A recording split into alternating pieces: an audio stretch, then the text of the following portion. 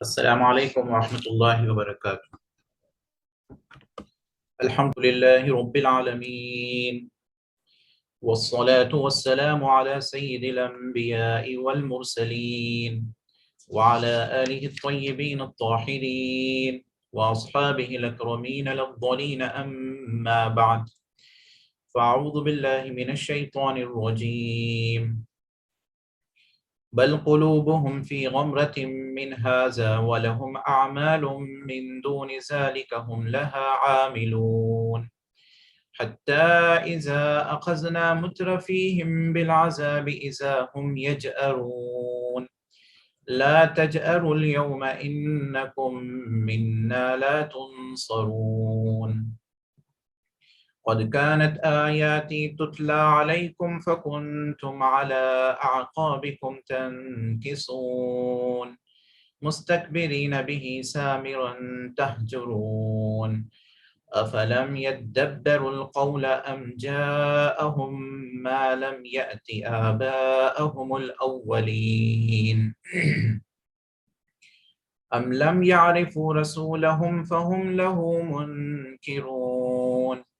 أم يقولون به جنة بل جاءهم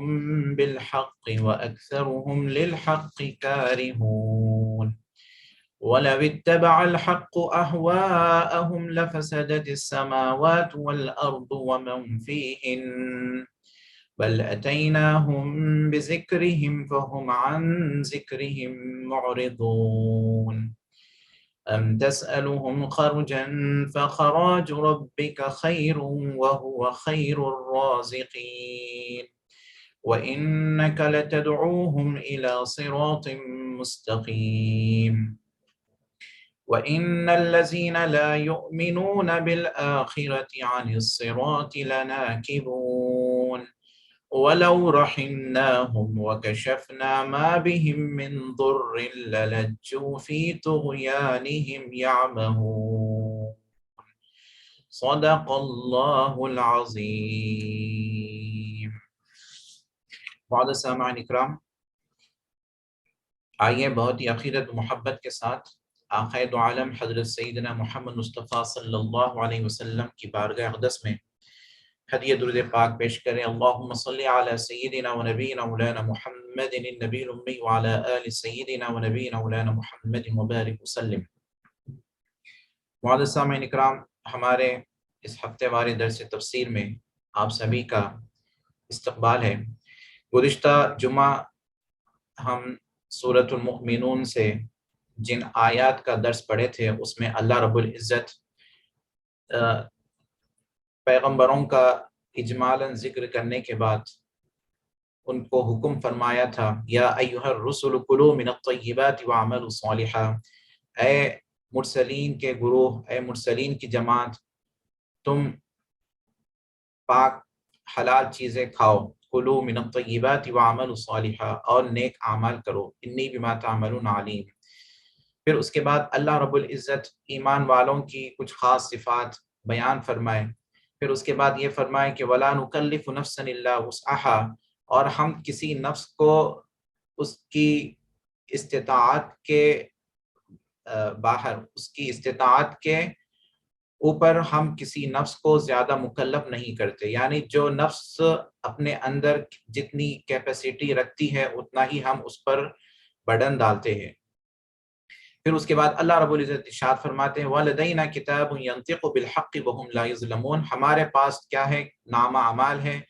قیامت کے دن وہ نام اعمال ہر نفس کے بارے میں صاف صاف بیان فرمائے گا، اور کسی پر کسی بھی قسم کا ظلم زیادتی نہیں کی جائے گی۔ پھر اس کے بعد اللہ رب العزت کفار کا حال، ان کی کیفیت بیان فرمائے کہ کفار کی حالت کیا ہے۔ بل قلوبہم فی غمرۃ من ھذا، بلکہ ان کے دل، کفار مشرکین کے دل جو ہے گمراہی میں پڑے ہوئے ہیں، اس سے، یہ چیزوں سے ان کے دل گمراہی میں پڑے ہوئے ہیں۔ یہ عقیدے میں ایمان لانے سے وہ گمراہ ہیں، وہ ایمان نہیں لا رہے ہیں۔ اصل فی غمرتن، غمرتن کی اصل معنی پانی کی گہرائی کو کہتے ہیں کہ جس میں انسان جو ہے ڈوب جائے۔ جب انسان ڈوب جاتا ہے تو وہ سانس نہیں لیتا، تو وہ مر جاتا ہے، اس کی ہلاکت کا وہ باعث بن جاتی ہے۔ انسان جو ہے بغیر کھائے کے کچھ دنوں تک زندہ رہ سکتا ہے۔ ریسرچ کے مطابق انسان بغیر کھائے کے 1 مہینے تک جو ہے زندہ رہ سکتا ہے، اور بغیر پیے کے انسان 3 دن سے 10 دن تک زندہ رہ سکتا ہے، پر انسان جو ہے بغیر سانس لیے زندہ نہیں رہ سکتا۔ تو یہاں پر یہی بتایا جا رہا ہے کہ کفار مشرکین گمراہی میں ہے، وہ ایسے دلدل میں پھنسے ہوئے ہیں کہ وہاں سے ان کو ہدایت، ان کو رہنمائی نہیں دکھائی دی جاتی ہے۔ رہنمائی ان کے پاس ہے، ہدایت ان کے پاس ہے، پر وہ اندھے بنے ہوئے ہیں۔ وہ ہدایت کو لے کر، ہدایت کے ذریعے جو ہے صحیح راستہ پہنچنا چاہیے، پر وہ اس سے غافل ہے۔ وَلَهُمْ أَعْمَالٌ مِّن دُونِ ذَلِكَ هُمْ لَهَا عَامِلُونَ، اور کفار مشرکین صرف عقیدہ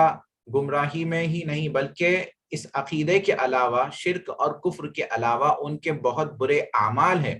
وہ اپنے برے اعمال میں مگن ہیں، وہ اپنے اعمال کو بجا لاتے رہتے ہیں اور وہ اس میں ہی جو ہے مگن رہتے ہیں۔ وَلَهُمْ أَعْمَالٌ مِّن دُونِ ذَلِكَ هُمْ لَهَا عَامِلُونَ حَتَّى إِذَا أَخَذْنَا مُتْرَفِيهِمْ بِالْعَذَابِ، تو پھر یہاں تک کہ ہم نے جو ہے ان کی گرفت کر لی، اخذنا ان کو پکڑ لیا۔ اخذنا کے معنی، اخذ یاخذو کے اصل معنی کسی چیز کو لے لینے کے آتے ہیں، ٹیک۔ اب یہاں پر قرآن مجید میں اللہ رب العزت کفار مشرکین کو جب عذاب میں گرفت کرتے ہیں تو اس کے لیے لفظ اخذہ کا استعمال فرماتے ہیں، حتیٰ اذا اخذنا، یہاں تک کہ ہم جو ہے ان کو پکڑ لیے۔ اور یہ اللہ کا پکڑنا یہ کیسا ہوتا ہے؟ اللہ کا پکڑنا ایسا ہوتا ہے کہ ہر طرف سے اللہ ان کو پکڑ لیتے ہیں، اللہ کی گرفت آ جاتی ہے۔ حتیٰ اذا اخذنا، قرآن مجید میں دوسری جگہ بھی جو ہے عذاب جب آ جاتا ہے، عذاب کی گرفت کفار مشرکین کو جب عذاب آتا ہے تو اس کے لیے یہی لفظ استعمال کیا گیا، حتیٰ اذا اخذ، یہاں تک کہ جو ہے چیخ نے، صیحہ نے ان کو پکڑ لیا۔ چیخ آئی کسی قوم پر اور ان کو پکڑ لیا، اور وہ اس چیخ کی وجہ سے جو ہے ہلاک برباد ہو گئے۔ حتیٰ اذا اخذنا مترفیہم، یہاں تک کہ ہم جو ہے پکڑ لیے، گرفت کر لیے، مترفیہم، اس قوم کے خوشحال لوگوں کو۔ مترفین کسی قوم کے جو مالدار لوگ جو ہوتے ہیں، جو نعمتوں میں جو پلے بھرے ہوتے ہیں، ایسے لوگوں کو مترف کہا جاتا ہے، وہ قوم کے جو ہے خوشحال لوگ۔ حتیٰ اذا اخذنا مترفیہم بالعذاب، یہاں تک کہ ہم عذاب کے ذریعے اس قوم کے خوشحال لوگوں کو پکڑ لیے۔ اذا ہم یجأرون، کہ جب وہ جو ہے التماس کرنے لگے، وہ آہ بکا کرنے لگے، پکارنے لگے، چیخنے لگے اور مدد کے لیے جو ہے فریادیں کرنے لگے۔ اللہ رب العزت یہاں پر یہ بتا رہے ہیں کہ ہم جو ہے کفار مشرکین کو جو ہے طرح طرح کی مثالیں دے کر ان کو سمجھائے، ان کو ہدایت کی طرف جو ہے بلائے کئی مرتبہ، پر وہ ہدایت یافتہ نہیں ہوئے، یہاں تک کہ اللہ تعالیٰ کا عذاب ان کو آیا اور ان کو آ پکڑا۔ اور عذاب، اللہ تعالیٰ کا عذاب آیا جس میں جو ہے جب عذاب آتا ہے تو کوئی قوم کے جو غریب طبقے کے جو لوگ ہوتے ہیں وہ تو اس عذاب میں جو ہے ہلاک برباد ہو ہی جاتے ہیں، پر قوم کے جو خوشحال لوگ ہوتے ہیں ان کے پاس جو ہے کچھ طرح کا سامان ہوتا ہے، مہیا ہوتا ہے، جس کی وجہ سے وہ جو ہے اس عذاب سے بچ سکتے ہیں، اس عذاب سے اوورکم ہو سکتے ہیں۔ پر اللہ رب العزت یہاں پر یہ بتا رہے ہیں کہ جب عذاب، اللہ کا عذاب ایسا آیا اور جو قوم کے جو خوشحال لوگ جو تھے، جو اچھے لوگ تھے، جس کی حالت بہتر تھی، ایسے لوگ جو ہے یہ عذاب میں جو ہے آ پکڑے اور ان کا حال برا ہو گیا، اور وہ جو ہے آہ بکا کرنے لگے، چیخ و پکار کرنے لگے، اور وہ مدد کے لیے جو ہے فریادیں کرنے لگے۔ حتیٰ اذا اخذنا مترفیہم بالعذاب لعلہم یجأرون لا تجأروا اليوم انکم منا لا تنصرون۔ تو پھر اللہ تعالیٰ آوازیں دیتے ہیں، ندائیں دیتے ہیں ایسے لوگوں کو جب ان پہ عذاب آ جاتا ہے۔ اب یہاں پر عذاب کا جو ذکر آیا ہے، اس عذاب سے کون سا عذاب مراد ہے، اس کے بارے میں مفسرین اکرام کی ایک جماعت کا قول یہ ہے کہ اس عذاب سے مراد جنگ بدر ہے، کہ کفار مشرکین کو، قریش مکہ کو جنگ بدر میں ہزیمت ہوئی تھی، ان کو شکست ہوئی تھی۔ اس شکست میں کفار مکہ کے بڑے بڑے سردار لوگ مارے گئے تھے اور بہت سے لوگ جو ہے اس میں قید کر دیے گئے، مسلمان نے ان کو قیدی بنا لیا، وہ ان کو قیدی بنا لیا اور ان کو عذاب دینے لگے۔ تو اس طرح کا عذاب دے کر اللہ رب العزت ان کو آزمایا۔ عذاب سے مراد ایک تو جنگ بدر کا واقعہ ہے، دوسرا مراد عذاب سے دوسرے مفسرین اکرام کا دوسرا قول یہ ہے کہ اس عذاب سے مراد حضور پاک صلی اللہ علیہ وسلم کی وہ بد دعا ہے جس کی وجہ سے اللہ رب العزت نے ان پر جو ہے قحط سالی کے سال مسلط فرما دیے تھے، کہ حضور پاک صلی اللہ علیہ وسلم اپنی زندگی میں کسی کے لیے بد دعا نہیں فرمائے۔ بہت ہی کم مواقع پر حضور پاک صلی اللہ علیہ وسلم بد دعا فرماتے ہیں کہ جب کفار مشرکین کی ظلم زیادتی بہت زیادہ ہو گئی تھی، وہ ان کی حرکتیں، ان کی سازشیں، ان کی شرارتیں بہت زیادہ ہو گئی تھی، ٹو مچ ہو گئی تھی، تو اللہ کے حبیب صلی اللہ علیہ وسلم جو رحمت للعالمین ہیں پر اس موقع پر جو ہے اللہ رب العزت کی بارگاہ میں اپنے دست مبارک اٹھاتے ہیں اور دعا فرماتے ہیں، اللہم اشدد وطأتک علی مضر، اے اللہ، اے باری تعالیٰ، ان پر جو ہے تو عذاب نازل فرما دے اور ان پر ایسے ہی قحط سالی کے سال مسلط فرما دے جس طرح یوسف علیہ السلام کے زمانے میں قحط سالی کے سال مسلط ہو گئے تھے۔ تو حضور پاک صلی اللہ علیہ وسلم کی وہ بد دعا تھی جس کی وجہ سے اللہ رب العزت ان پر جو ہے قحط سالی کے سال مسلط فرما دیے تھے۔ ایسے سال ان پر مسلط ہو گئے تھے کہ سارے مکہ میں جو ہے قحط سالی ہو گئی تھی، بارش نہیں نازل ہو رہی تھی، سب جہاں دیکھو وہاں جو ہے سوکھا سوکھا ہو گیا تھا، ہر جگہ ڈرائی ہو گیا تھا، ان کے لیے کچھ کھانے کی چیز نہیں تھی،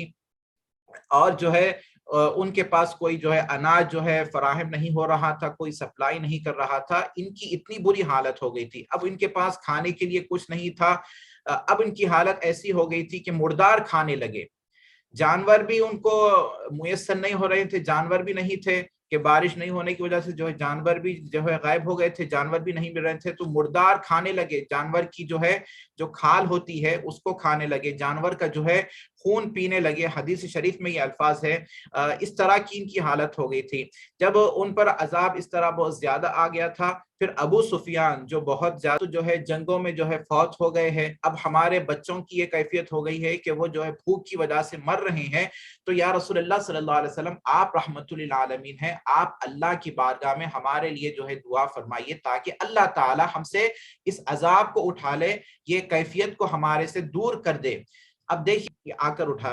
حضور پاک صلی اللہ علیہ وسلم جو ہے اللہ کی بارگاہ میں دعا فرماتے ہیں تو اللہ تعالیٰ جو ہے واپس ان سے اس قحط سالی کے عذاب کو، اس تکلیف کو اللہ تعالیٰ دور فرما دیتے ہیں۔ تو یہاں پر اسی عذاب کا ذکر ہو رہا ہے، ارشاد ہوتا ہے حتی اذا اخذنا مترفیہم بالعذاب لعلہم یجأرون، یہاں تک کہ ہم جو ہے اس قوم کے خوشحال لوگوں کو پکڑ لیے عذاب کے ذریعے، جب وہ چیخ رہے تھے، آہ بکا کر رہے تھے، مدد کے لیے جو ہے آوازیں دے رہے تھے، ہماری مدد کرے، ہم پر رحم کرے، لا تجأروا اليوم انکم منا لا تنصرون، تو ان سے کہا گیا کہ آج کے دن جو ہے تم مدد مت طلب کرو، انکم منا لا تنصرون، کہ تمہاری جو ہے کسی بھی قسم کی مدد نہیں کی جائے گی۔ تمہاری مدد کیوں نہیں کی جائے گی؟ قد كانت آیاتی تتلی علیکم فکنتم علی اعقابکم تنکصون، جبکہ عذاب آنے سے پہلے تمہارا حال، تمہاری کیفیت یہ تھی، تمہارا اتنا برا حال تھا کہ تم پر جو ہے ہماری نشانیاں، قرآن کی آیتیں تم پر پڑھ کر سنائی جاتی تھی، تلاوت کی جاتی تھی، پر تمہارا حال یہ تھا کہ تم جو ہے قرآن کی آیتوں کو سننے کے بجائے تم اس سے اعراض کرتے تھے، تم اس سے منہ موڑتے تھے، تم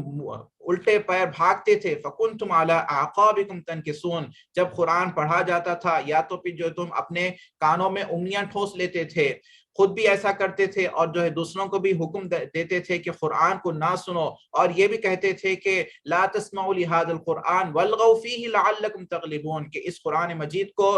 نہ سنو اور جب یہ قرآن پڑھا جائے تو لغو کی باتیں کرو، تاکہ قرآن کا کچھ بھی حصہ تمہارے کانوں میں نہ پڑے۔ کانوں میں انگلیاں ٹھوس لیتے تھے اور دوسروں کو بھی یہی کرنے کا حکم کرتے تھے۔ جب قرآن پڑھا جاتا تھا تو تم جو ہے الٹے پیر جو ہے بھاگ جاتے تھے، یہ تمہاری حالت تھی۔ اور آج کے دن جب تم پر عذاب نازل ہو گیا اور عذاب کو دور کرنے کے لیے جو تم ہم سے فریادیں کر رہے ہیں، تو سن لو، تمہاری کسی بھی قسم کی مدد نہیں کی جائے گی۔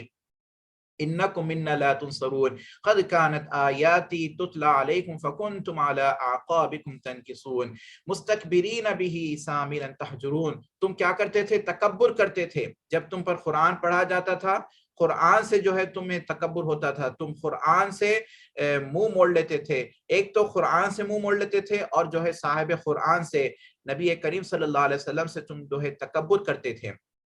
یا پھر مستکبرین بھی کی ضمیر، کچھ مفسرین اکرام فرماتے ہیں بھی کی ضمیر جو ہے خانہ کعبہ کی طرف لوٹتی ہے، یعنی قریش مکہ کو، کفار مکہ کو جو ہے ناز تھا خانہ کعبہ سے، بیت اللہ سے وہ ناز کرتے تھے، اور ان کی جو عزت تھی، ان کو جو شرف حاصل ہوا وہ خانہ کعبہ سے ان کو جو ہے شرف حاصل ہوا. اس وجہ سے جو ہے ان کی تجارت جو ہے دور دور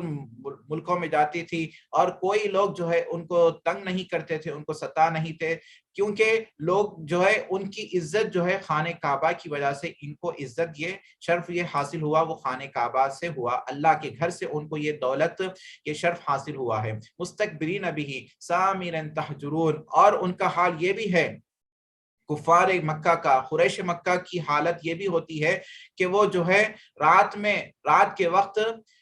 بیٹھتے تھے، ان کی مجلسیں ہوتی تھی، اور اس مجلسوں میں جو ہے وہ سرگوشی کی باتیں کرتے تھے، صاحب قرآن کے بارے میں، حضور پاک صلی اللہ علیہ وسلم کے بارے میں جو ہے برا بھلا کہتے تھے. سامرا تحجرون، فحش کلامی کرتے تھے، فحش باتیں کرتے تھے، نعوذ باللہ قرآن کے بارے میں بھی غلط باتیں کرتے تھے، اور حضور پاک صلی اللہ علیہ وسلم کی شان میں گستاخانہ کلمات کہتے تھے، حضور پاک صلی اللہ علیہ وسلم کی شان میں جھوٹ بولتے تھے، آپ کو کبھی ساحر کہتے تھے، آپ کو کبھی کاہن کہتے تھے، آپ کو کبھی جو ہے مجنون کہتے تھے. اور یہ بری باتیں وہ کہاں کرتے تھے؟ خانہ کعبہ کے پاس بیٹھ کر یہ باتیں وہ کرتے تھے، جبکہ خانہ کعبہ ایک اللہ کا گھر ہے، ایک معظم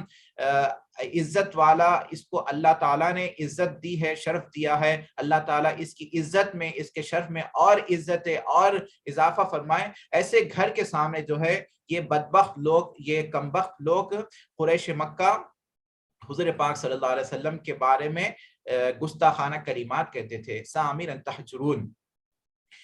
افلم يدبر القول ام جاءهم ما لم يأت آباءهم الاولین. تو اللہ رب العزت قریش مکہ کی حالت یہاں پر بتائے، ان کی حالت اس طرح ہوتی تھی. اب یہاں پر اللہ رب العزت میں، یہاں سے کچھ آیتوں میں اللہ رب العزت قریش مکہ کو جو ہے بتا رہے ہیں، ان کو ڈرا رہے ہیں کہ کیا چیز ہے کہ جس کی وجہ سے وہ حضور پاک صلی اللہ علیہ وسلم پر ایمان نہیں لا رہے ہیں. آخر کیا وجہ ہے، کیا ریزنز ہے؟ اللہ رب العزت اس آیتوں میں یہ بتانا چاہ رہے ہیں. ایک مثال کے طور پر، اب جیسے کوئی ایک سیلس مین ہوتا ہے، وہ اپنا پروڈکٹ جو ہے سیل کرنا چاہتا ہے، تو اس کے لیے وہ جو ہے ہر شے اختیار کرتا ہے، ہر تدبیر اختیار کرتا ہے. اب جیسے کوئی چیز اس کو بیچنا ہے تو وہ اس کی پرائس بتا دیتا ہے. سب سے پہلے وہ سیمپل دیتا ہے، لوگوں کو بولتا ہے کہ یہ سیمپل ہے، آپ پہلے اس کو استعمال کرو، تجربہ کرو، ٹیسٹ کرو، پھر اس کے بعد آپ کو سمجھ میں آئے تو اس کو لے لیں.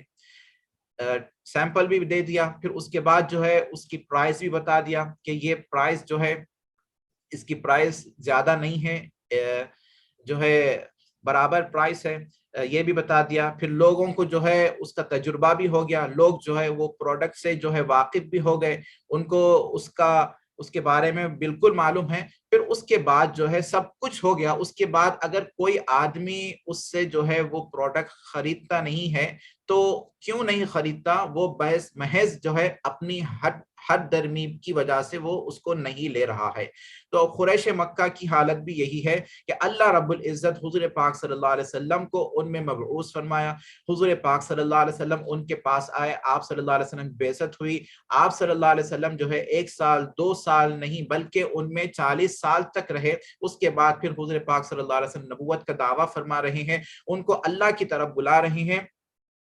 اور جبکہ قریش مکہ حضور پاک صلی اللہ علیہ وسلم کے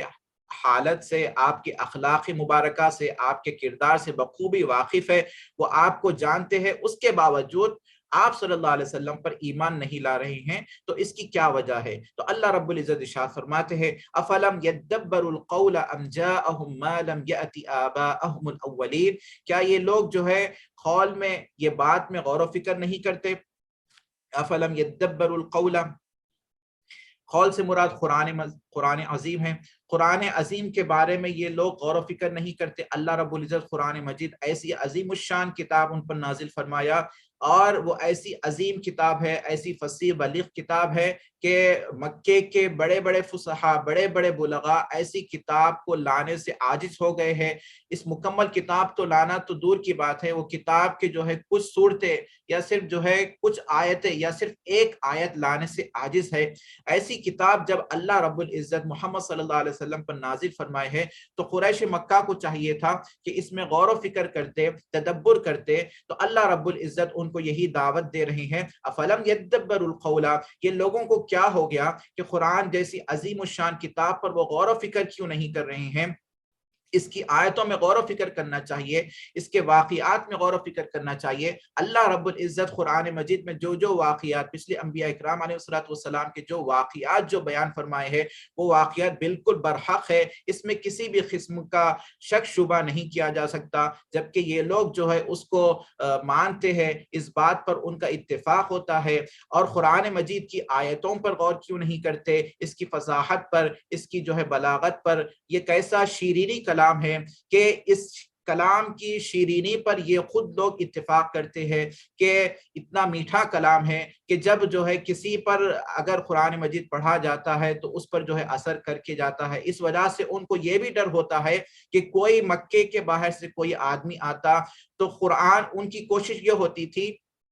کہ وہ کسی بھی قسم سے کسی بھی طرح کوشش کرتے تھے کہ وہ محمد صلی اللہ علیہ وسلم کے پاس نہ جائے، اگر وہ جائے گا تو محمد صلی اللہ علیہ وسلم سے وہ قرآن کا کچھ حصہ سن لے گا، جس کی وجہ سے جو ہے اس پر اثر ہو جائے گا، وہ اپنا دین بدل لے گا۔ ان کو اس بات کا عقیدہ ہے، اس کے باوجود جو ہے قرآن سے جو ہے اعراض کر رہے ہیں۔ کیوں اعراض کر رہے ہیں؟ اللہ تعالیٰ ارشاد فرماتے ہیں افلم یدبر القول، کیا یہ لوگ جو ہے قرآن مجید میں غور و فکر کیوں نہیں کرتے؟ افلم یدبر القول ام جاءہم ما لم یأتی آباءہم الاولین، یا پھر جو ہے حضور پاک صلی اللہ علیہ وسلم ان کے پاس ایسے قصے کہانیاں لے کر آئے ہیں جبکہ جو ہے ان کے آبا اجداد جو ہے ایسے قصے کہانیاں لانے سے عاجز ہو گئے تھے۔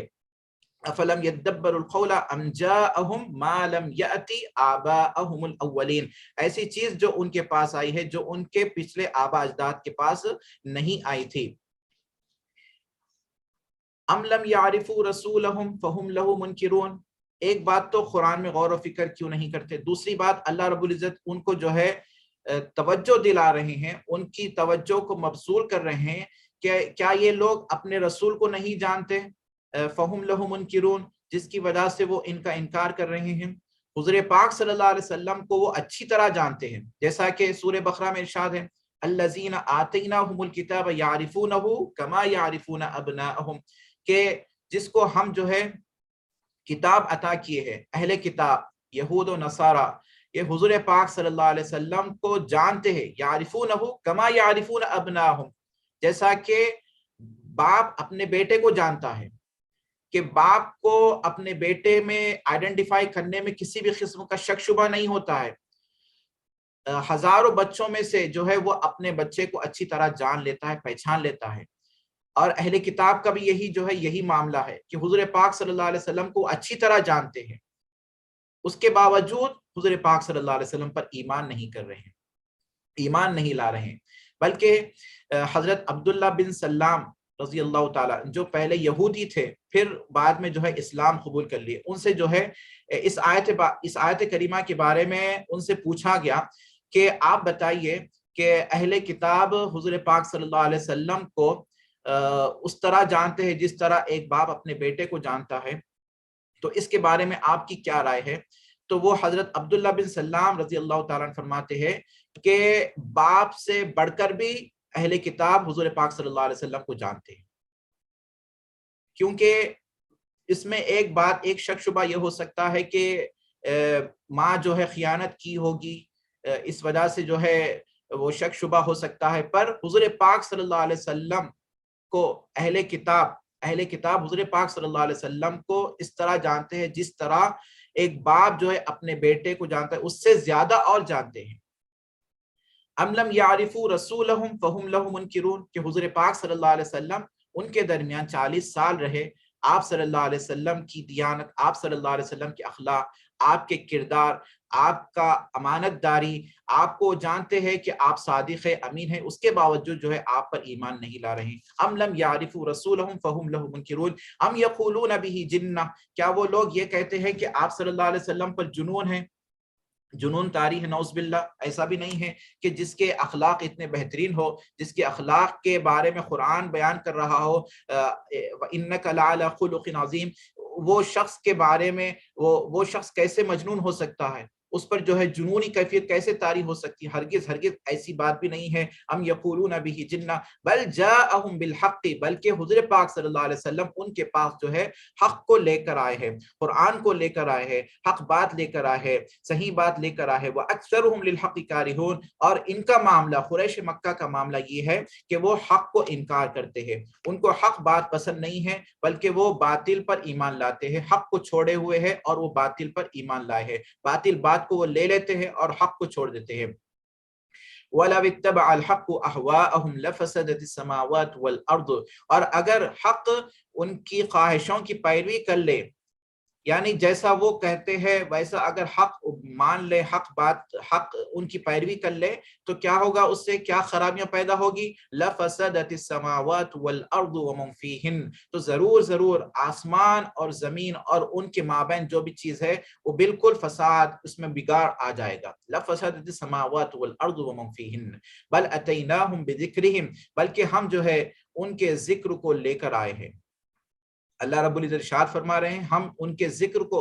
ذکر سے مراد یہاں پر شہرت ہے، شرف ہے، کہ اللہ رب العزت نے قریش مکہ کو خانہ کعبہ کے ذریعے جو عزت، جو شرف جو عطا فرمایا ہے، وہ اس چیز کو بھول بیٹھے ہوئے ہیں۔ دیکھیے جب خانہ کعبہ پر حملے کے لیے جب ابرہہ فوج کو لے کر آیا تھا، لشکر کو لے کر آیا تھا، اگر مان لے اگر اس وقت وہ خانہ کعبہ پر اٹیک کر دیتا تو اس کے بعد ان کی عزت باقی رہ سکتی تھی؟ ہرگز ہرگز ان کی عزت باقی نہیں رہ سکتی تھی۔ اور جب ابرہہ جب خانہ کعبہ کو